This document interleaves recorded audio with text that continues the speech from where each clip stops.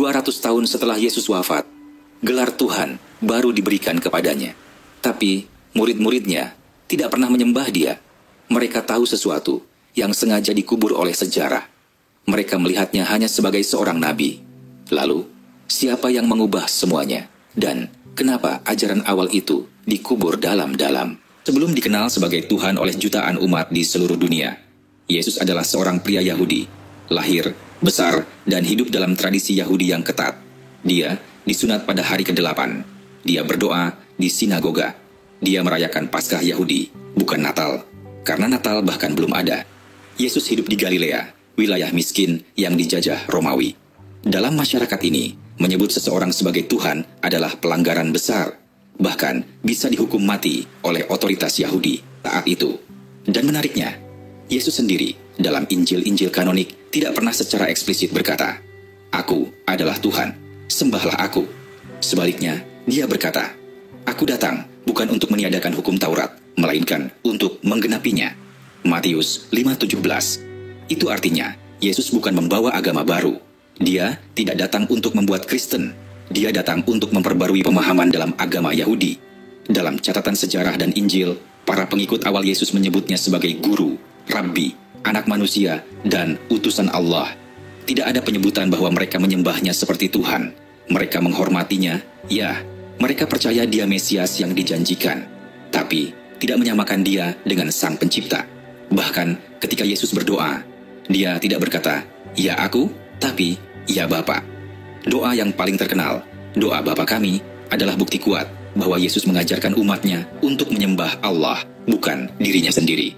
Dalam Injil Yohanes 17:3, Yesus berkata, "Inilah hidup yang kekal itu, yaitu bahwa mereka mengenal Engkau, satu-satunya Allah yang benar, dan mengenal Yesus Kristus yang telah Engkau utus." Bahkan di sini, Yesus memisahkan dirinya dari Tuhan. Yesus berbicara dengan penuh otoritas. Ia melakukan mukjizat. Ia memanggil orang bertobat. Tapi, semua itu, ia lakukan dalam nama Bapanya. Ia tidak pernah meminta disembah. Ia justru meminta umatnya untuk beriman kepada Allah dan mengikuti jalan hidup yang benar. Jadi, dalam konteks asli abad pertama, Yesus adalah seorang nabi Yahudi revolusioner yang menantang kemunafikan, mengusir pedagang dari bait Allah, dan menyuarakan keadilan untuk kaum miskin. Bagi banyak orang Yahudi pada masa itu, menyebut Yesus sebagai Tuhan bukan hanya asing, tapi juga menghina. Karena dalam ajaran Yahudi, Tuhan adalah satu, tidak berwujud, dan tidak bisa dijadikan manusia. Fakta inilah yang sering dilupakan dalam narasi besar kekristenan modern. Yesus tidak pernah mendirikan agama. Ia memulai gerakan moral.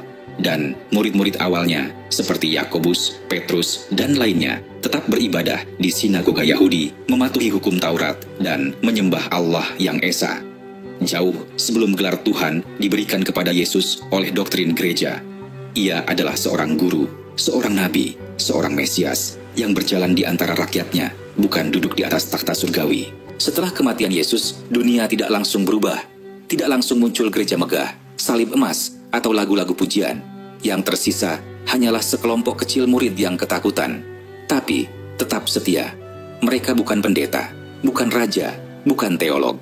Mereka adalah nelayan, pemungut cukai, dan orang-orang biasa. Pemimpin mereka adalah Yakobus, saudara kandung Yesus sendiri.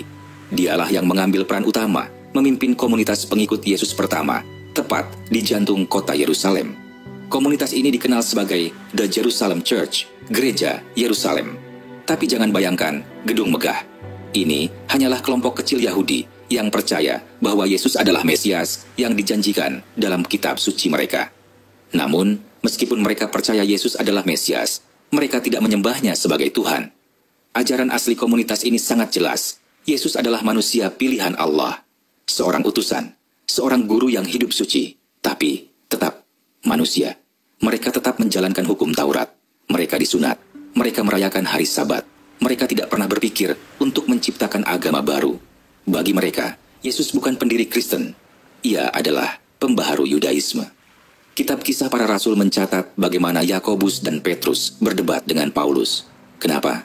Karena Paulus mulai mengajarkan kepada bangsa-bangsa bukan Yahudi bahwa mereka tidak perlu sunat atau taat Taurat.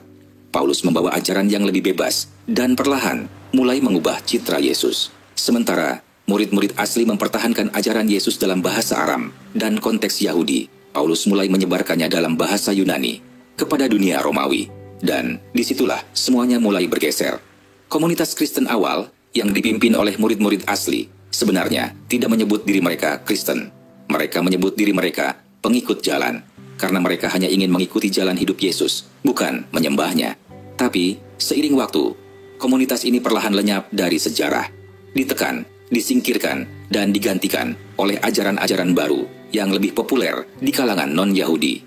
Namun, naskah kuno seperti Injil Ibrani, Injil Thomas, dan tulisan-tulisan Ebionit menunjukkan bahwa kelompok ini pernah ada, pernah hidup, dan pernah mempercayai bahwa Yesus adalah utusan Allah, bukan Allah itu sendiri.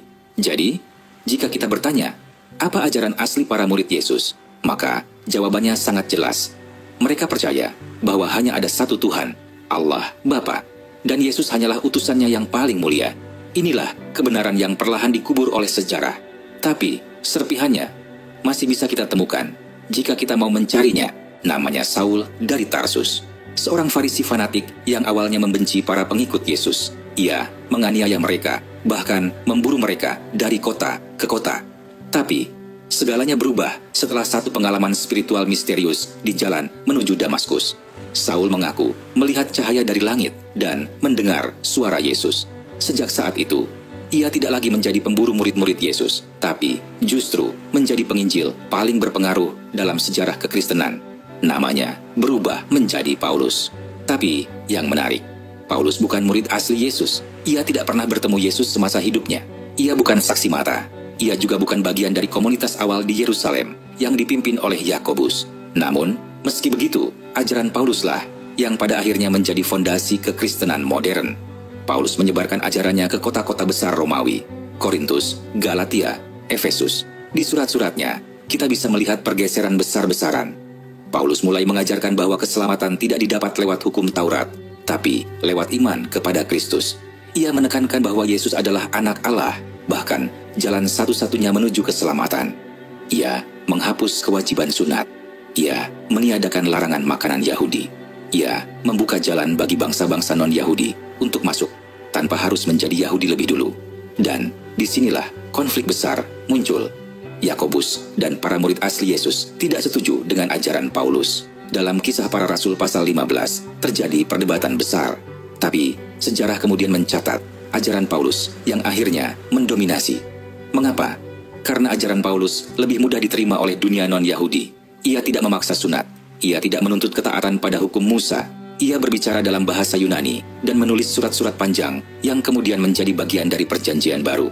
Perlahan tapi pasti, ajaran Paulus membentuk wajah kekristenan seperti yang kita kenal hari ini. Yesus tidak lagi sekadar guru moral Yahudi, tapi menjadi Tuhan yang disalibkan demi menebus dosa dunia. Konsep Trinitas, pengorbanan darah, penebusan dosa, semuanya mulai berkembang setelah era Paulus. Banyak sejarawan percaya bahwa tanpa Paulus, kekristenan mungkin hanya akan tetap menjadi sekte kecil dalam Yudaisme. Tapi dengan Paulus, Yesus berubah dari seorang nabi Yahudi menjadi sosok ilahi dalam ajaran global.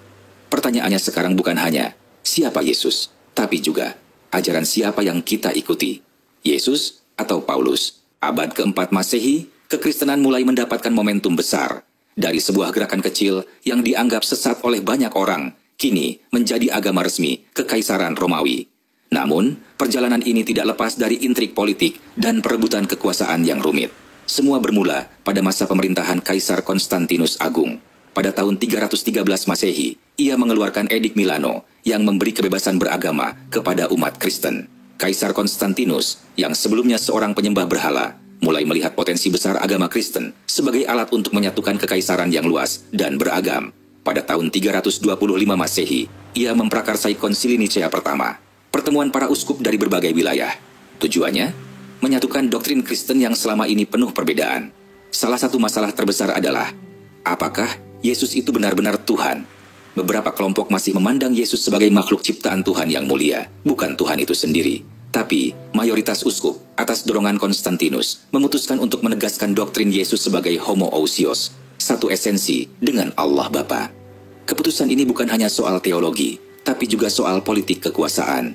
Dengan menyatukan doktrin, Kekaisaran Romawi bisa lebih mudah mengontrol umat yang semakin besar jumlahnya. Selanjutnya, konsili-konsili lain pun bermunculan, seperti konsili Konstantinopel, Efesus, dan Chalkedon. Masing-masing memperkuat doktrin Trinitas dan kemahakuasaan Yesus. Semua ajaran dan keputusan ini mulai menghapus dan menyingkirkan versi-versi lain tentang Yesus yang dianggap menyimpang, termasuk ajaran asli para murid dan kelompok-kelompok Yahudi Kristen. Politik kekaisaran dan gereja pun semakin erat.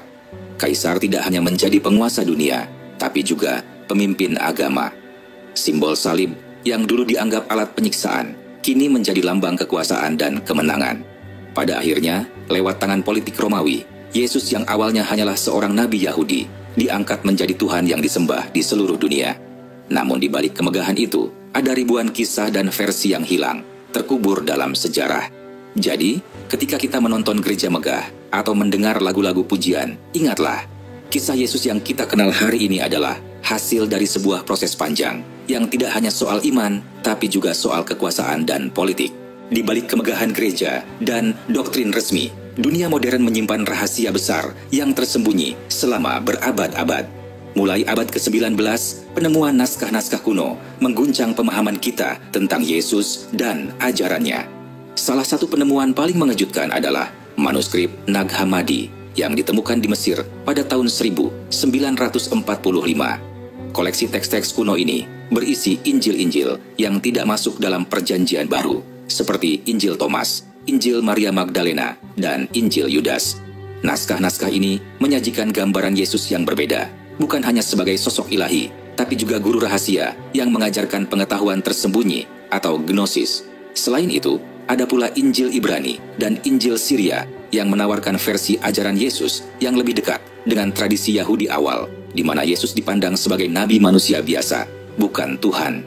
Fakta menariknya, banyak dari naskah ini sengaja disembunyikan, bahkan dibakar selama berabad-abad oleh para pemimpin gereja yang ingin menjaga ajaran resmi tetap utuh. Mengapa? Karena ajaran-ajaran alternatif ini menantang otoritas doktrin Trinitas dan konsep Yesus sebagai Allah yang menjelma. Para peneliti modern mulai menelaah kembali sejarah dan menemukan bahwa ajaran asli Yesus dan murid-muridnya jauh lebih sederhana dan berbeda dari yang diajarkan hari ini. Namun, media massa dan pendidikan umum seringkali mengabaikan fakta-fakta ini, menjaga versi resmi tetap dominan. Ini bukan hanya soal sejarah atau agama, tapi soal bagaimana kekuasaan bisa membentuk narasi yang diterima jutaan orang. Jadi, naskah-naskah kuno ini adalah kunci untuk membuka kembali pintu menuju kebenaran Yesus yang asli, jauh dari mitos dan politisasi. Apakah kita siap menerima fakta yang mungkin mengguncang iman dan sejarah kita? Sekarang, setelah kita menyusuri jejak sejarah, naskah kuno, dan pergeseran ajaran yang dramatis, satu hal yang perlu kita renungkan bersama.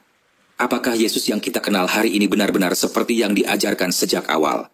Ataukah versi itu adalah hasil dari proses panjang yang dipengaruhi oleh politik, kekuasaan, dan interpretasi manusia? Bagi sebagian orang, ini mungkin mengguncang iman mereka. Tapi, bagi yang lain, ini membuka pintu untuk memahami ajaran Yesus secara lebih dalam dan jujur. Yang pasti, sejarah mengajarkan kita untuk selalu bertanya, untuk tidak menerima begitu saja apa yang kita dengar atau pelajari. Maka sekarang, pertanyaannya adalah, siapkah kita menelusuri kebenaran, walau jalannya penuh tanda tanya dan tantangan? Karena di balik setiap doktrin, setiap kitab, dan setiap ajaran, ada kisah manusia yang berusaha memahami yang ilahi. Terima kasih sudah mengikuti perjalanan ini. Jangan lupa untuk terus mencari, bertanya, dan berpikir kritis.